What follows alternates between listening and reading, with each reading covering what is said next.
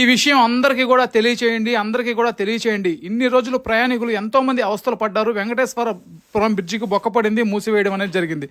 అయితే ఈ బ్రిడ్జిని ఈ రోజే ఓపెన్ చేశారు.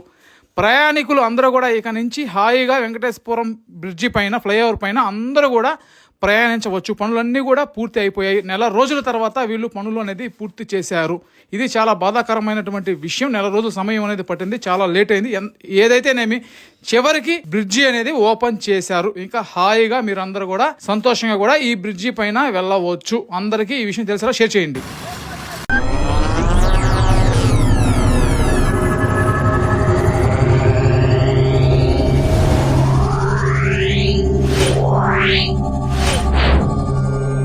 Yeah.